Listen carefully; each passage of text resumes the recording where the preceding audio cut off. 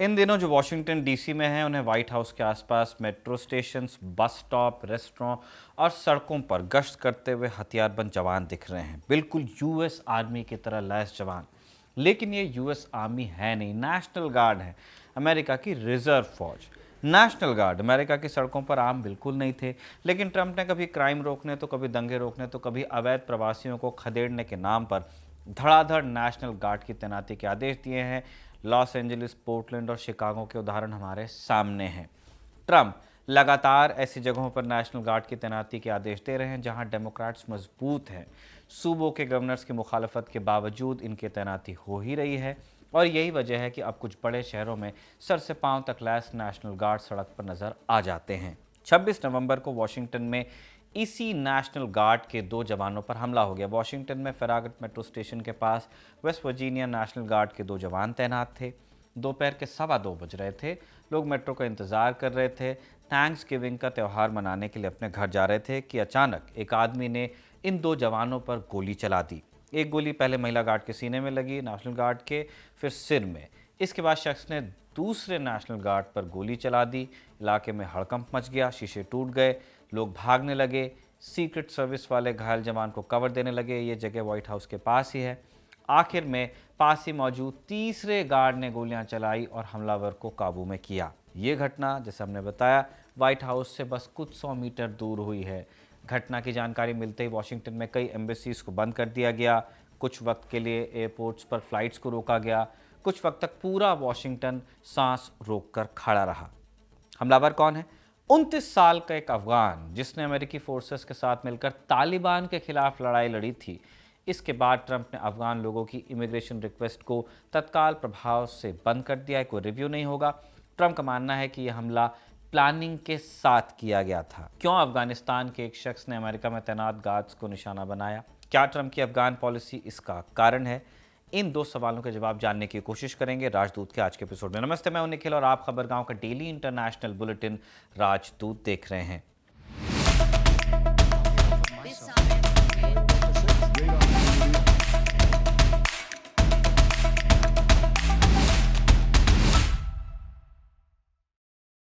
दोनों गार्ड्स की स्थिति इस वक्त गंभीर है। न्यूयॉर्क पोस्ट के मुताबिक हमले में घायल हुए एक सैनिक की पहचान हो गई है। घायल जवान का नाम एंड्रयू वोल्फ है।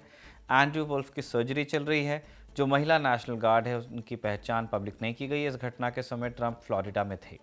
ट्रंप ने इस घटना को एक्ट ऑफ टेरर बताया। ट्रंप का कहना है कि अब हमें बाइडेन के समय अफगानिस्तान से आए हर एक विदेशी की दोबारा जांच करनी होगी। इसके तुरंत बाद अमेरिकी इमिग्रेशन विभाग ने घोषणा की कि अफगान नागरिकों के सारे इमिग्रेशन एप्लीकेशंस इनडेफिनेट पीरियड के लिए रोक दिए जाएंगे, निश्चित काल के लिए। फ्लोरिडा से ही जारी किए गए एक वीडियो मैसेज में ट्रंप ने कहा कि जिस हैवान ने ये किया वो सबसे बड़ी सज़ा भुगतेगा, ये मेरा वादा है।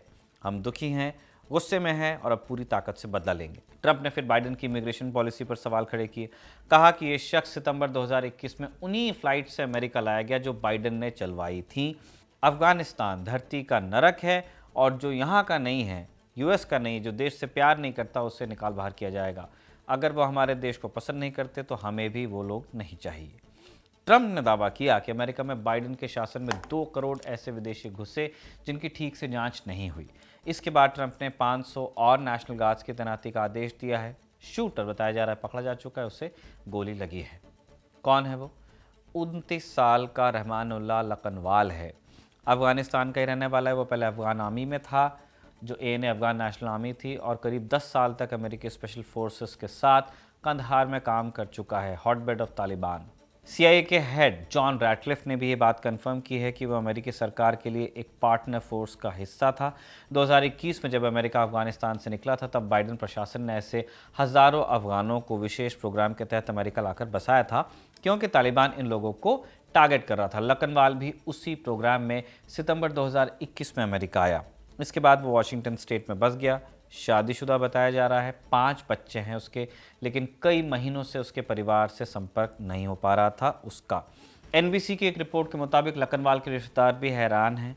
एक रिश्तेदार ने NBC के साथ बातचीत में बताया कि हम लोग खुद तालिबान के टारगेट रहे, हमें ज़रा भी अंदाज़ा नहीं कि उसने ऐसा क्यों किया होगा। लखनवाल ने, ये रिश्तेदार खुद भी अमेरिकी आर्मी के साथ काम करते हुए घायल हो चुका है। उसका कहना भी है कि उसे खुद समझ नहीं आ रहा कि ये सब क्यों हो रहा है। FBI इस मामले को आतंकवादी हमले की तरह इन्वेस्टिगेट कर रही है। अब तक इस हमले के पीछे का मकसद साफ नहीं हो पाया है, जांच चल रही है।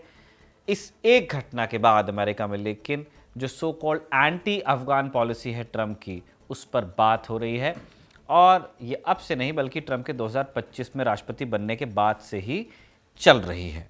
ट्रंप ने राष्ट्रपति बनते ही जिन अफगानों का पूरा पेपर वर्क हो चुका था, मेडिकल हो चुका था, सिक्योरिटी क्लियरेंस मिल गया था और जिनके हाथ में अमेरिका आने की तारीख थी, उनकी भी फ्लाइट्स कैंसिल करवाई। करीब 1600 से 2000 अफगान उस वक्त एयरपोर्ट में या ट्रांजिट में थे, उन सबको वापस भेज दिया गया। इसके अलावा जो 45,000 अफगान पहले से SIV अप्रूव थे, यानी स्पेशल इमिग्रेंट वीज़ा के लिए एलिजिबल थे, उन्हें बस टिकट का इंतज़ार था, उनका प्रोसेस भी रोका गया।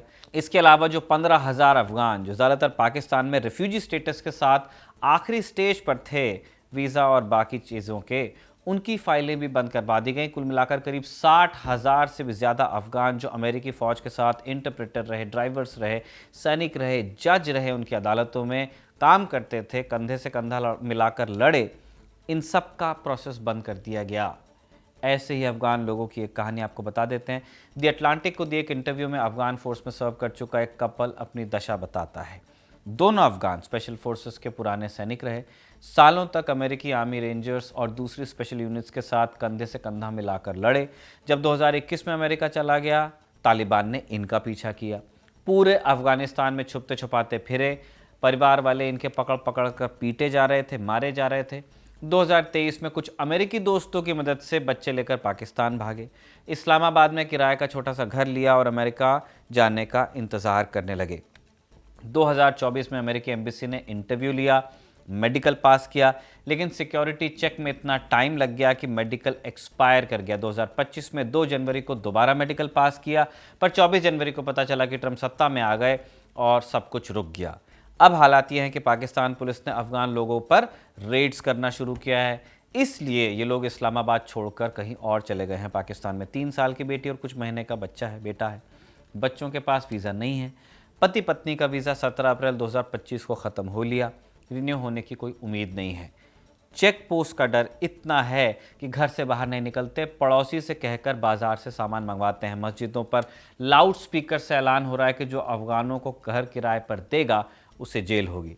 अफगान सैनिक वही पुराने लफ्ज़ इस्तेमाल कर रहे हैं जो कभी रिपब्लिकन नेता बाइडन को कोसते वक्त बोलते थे। मैं 6 साल तक अमेरिकी सैनिकों के साथ भाई से भाई की तरह कंधे से कंधा मिलाकर लड़ा, हर जगह साथ रहा। अब ये ट्रैवल बैन हुआ तो मेरे 6 साल की दोस्ती का क्या, अपने दोस्तों और साथियों की मदद का क्या? सैनिक तो फंसे ही हुए हैं। जिन NGO और एजेंसीज को अफगानों को बसाने के लिए पैसा मिलता था, उनकी फंडिंग जनवरी के आखिर तक ख़त्म कर दी गई। अमेरिका की स्टेट डिपार्टमेंट का वो ख़ास ऑफिस, वहाँ का विदेश मंत्रालय का वो ख़ास ऑफिस जिसे सिर्फ अफगान रीसेटलमेंट देखने के लिए बनाया गया था, उसे बंद कर दिया गया। यानी जनवरी 2025 के आखिर तक अफगानिस्तान से अमेरिका आने का रास्ता पूरी तरह बंद हो गया था। ताज्जुब की बात यह है कि यही रिपब्लिकन्स जो बाइडन के कार्यकाल के समय अफगान लोगों के साथ खड़े दिखते थे, उन्हें अमेरिका में बसाना चाहते थे, 2021 में क्या कहते थे वो सुनिए। तालिबान जब काबुल पर कब्जा करने वाला था, तब मार्को रूबियो ने बाइडन को एक चिट्ठी लिखी। रूबियो तब सेनेटर ही थे सिर्फ। रूबियो ने तब चिट्ठी में लिखा अपनी कि जिन अफगानों ने हमारे साथ मिलकर काम किया उनकी जान बचाओ, वरना अमेरिका की नाक कट जाएगी, हमारे ज़मीर पर हमेशा का दाग लगेगा। जब काबुल पर कब्जा हुआ और हज़ारों अफगान एयरपोर्ट पर जान बचाने के लिए भाग रहे थे, हमले हो रहे थे, तब भी मार्को रूबियो ने बाइडन को खूब लताड़ा। ये कहा कि बाइडन सरकार अफगान साथियों को तालिबान के सामने मरने के लिए छोड़ रही है। रिपब्लिकन वाली हाउस कमेटी ने तो अच्छी खासी मोटी रिपोर्ट भी निकाली जिसमें कहा गया कि बाइडन ने अफगानिस्तान के लोगों को धोखा दिया। ट्रंप ने भी ये कहा था कि जो लोग हमारे साथ खड़े रहे, जिन्होंने हमारी मदद की, उन्हें वापस लाना ही चाहिए।